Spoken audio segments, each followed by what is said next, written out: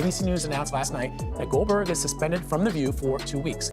No one expected The View, a daytime talk show often dismissed as harmless chatter, to trigger a legal battle that could reshape the media landscape. Yet here we are, with Whoopi Goldberg suspended, Elon Musk claiming an $80 million triumph, and fans on both sides buzzing with outrage. What happened behind those cameras to spark such a dramatic showdown? And why is everyone suddenly talking about defamation, freedom of speech, and hidden agendas? Buckle up, because the twist in this story might just make you question everything you thought you knew about daytime television and celebrity showdowns. It all started with a conversation that was meant to be just another lively segment on The View. Whoopi Goldberg and her co-hosts were discussing the cultural climate surrounding Donald Trump, technology moguls, and the constant swirl of conspiracy theories lurking around social media. According to official statements, the group began speculating that Elon Musk, billionaire inventor, entrepreneur, and arguably one of the most watched figures on the planet, was colluding with Ohio Senator J.D. Vance in an attempt to silence Trump's voice online. Ordinarily, such speculation might have slid by without much fanfare. After all, talk shows often thrive on rumors and sensational headlines to grab audience attention. But this time was different. The claim struck at Musk's integrity, suggesting he was actively undermining democracy.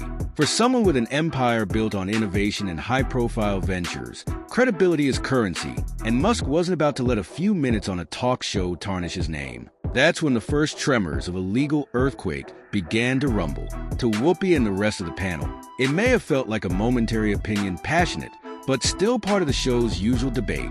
Yet Musk's team saw something more. They believed those statements went far beyond lively commentary. They viewed them as false allegations that could damage his reputation, business interests, and public image. Almost immediately, Musk's legal counsel sprang into action, and the lawsuit was on its way. But that was only the beginning. When news of the defamation suit broke, most people assumed it would fizzle out quickly. Celebrity lawsuits against media personalities tend to flare up and then vanish in private settlements. But Musk isn't known for half measures. According to leaked court documents, he contended that Whoopi's comments painted him as an active threat to democracy, a phrase that hits heavy in any political climate. Musk argued that the statements were not mere opinions, but reckless accusations capable of igniting hostility and harming not just his personal reputation, but the public trust in his companies. Interestingly, federal authorities also became involved, investigating whether Whoopi's remarks went beyond typical media drama into territory that could have broader security implications. The precise nature of the federal interest remains murky. Perhaps the agencies were intrigued by potential misinformation, or maybe the global influence of Musk's companies triggered more scrutiny. Regardless, the moment government interest was hinted at, the story blew up even further, transforming from a niche lawsuit into a nationwide conversation. Court transcripts painted a vivid picture.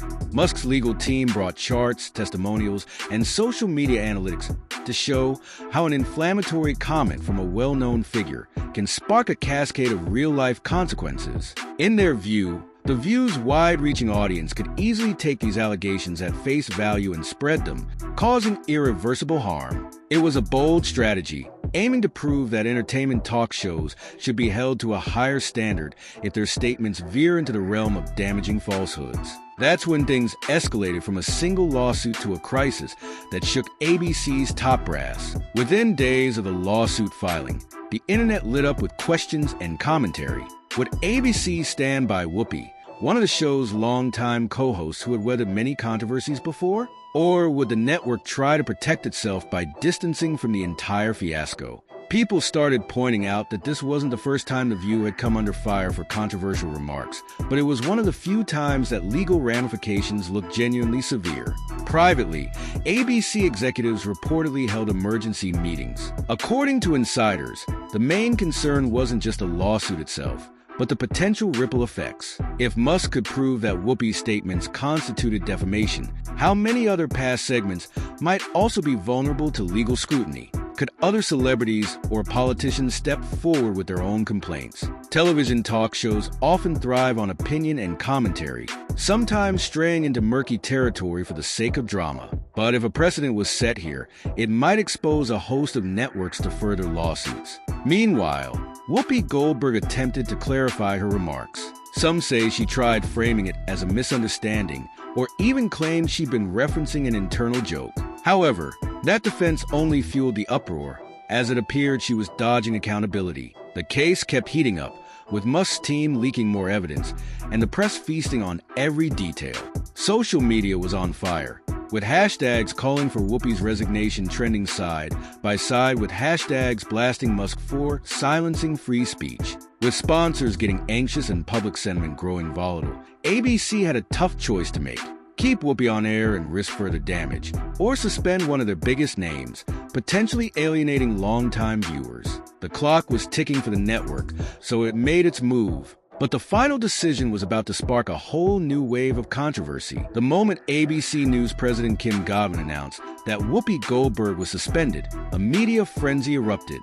The network cited wrong and hurtful comments as the reason for the immediate 2-week suspension. But rumors swirled that the suspension was actually indefinite, and that behind closed doors, ABC had decided on a permanent removal to distance itself from any further legal fallout. From the outside, it looked like a dramatic, if not downright ruthless, move.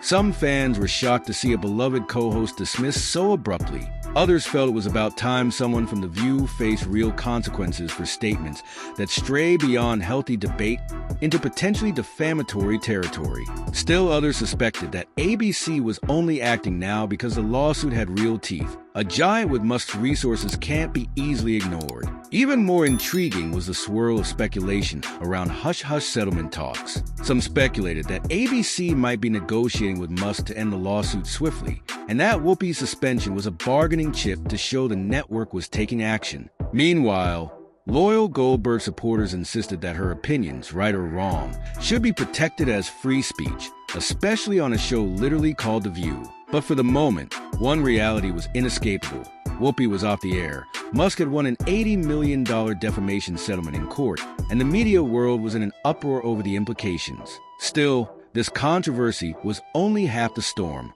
The public reaction would amplify it even more. As soon as Whoopi's suspension hit headlines, social media practically exploded. On one side, legions of fans rallied behind her, arguing that her comments were being exaggerated and that the network was bowing to billionaire pressure. On the other, critics claimed that this was the perfect time to hold mainstream talk shows accountable for pushing narratives without proper verification. The debate was intense, reflecting a broader cultural rift over free speech, celebrity influence, and whether talk shows have any responsibility to vet their claims. Some viewers found it ironic that a program dedicated to discussing daily events and controversies would be so quick to muzzle its biggest star when she landed in legal hot water. Aren't they called The View for a reason?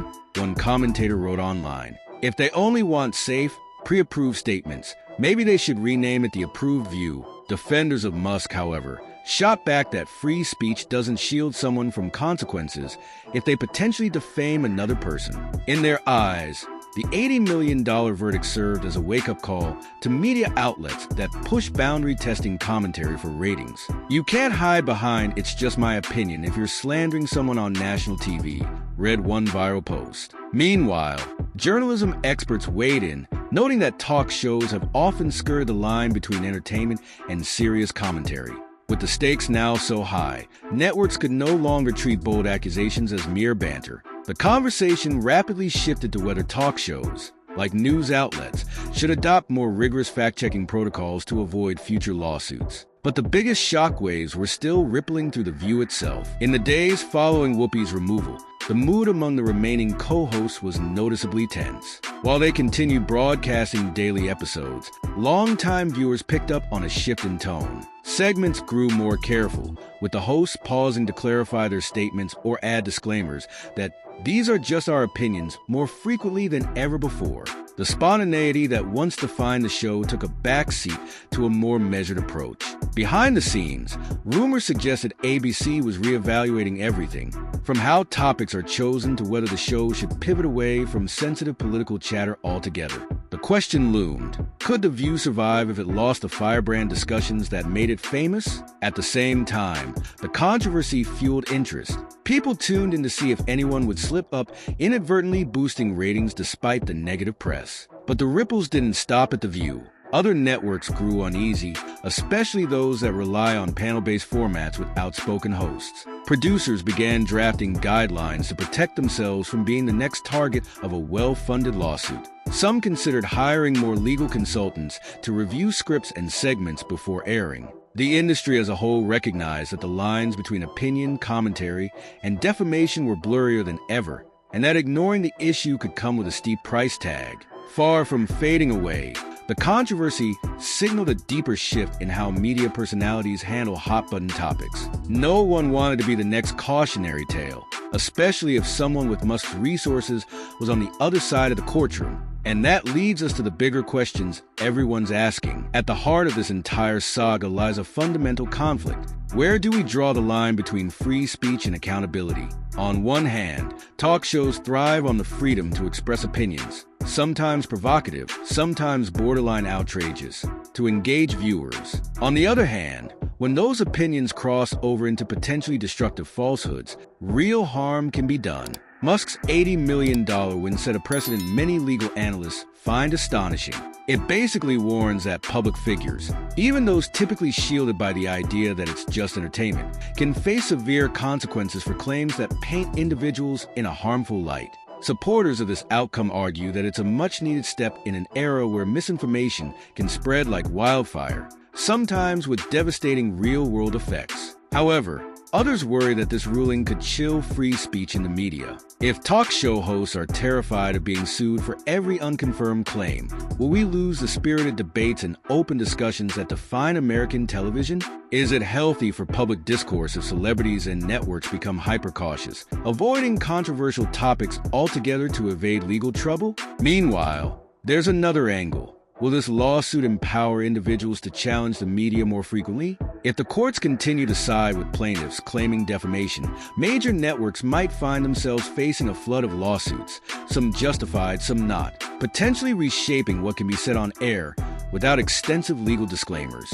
Yet, as the dust settled around the Musk-Goldberg conflict, one final chapter remained. Looking back, the chain reaction feels almost surreal. A casual segment on The View spiraled into a legal nightmare, culminating in an $80 million judgment for Elon Musk and a suspension that might have forever changed Whoopi Goldberg's career. Beyond the personal and financial stakes, this saga threw a spotlight on the evolving responsibilities of media figures in the digital age. Talk shows, once seen as lighthearted entertainment, now occupy a space where any statement, true or false, can shape public perception on a massive scale.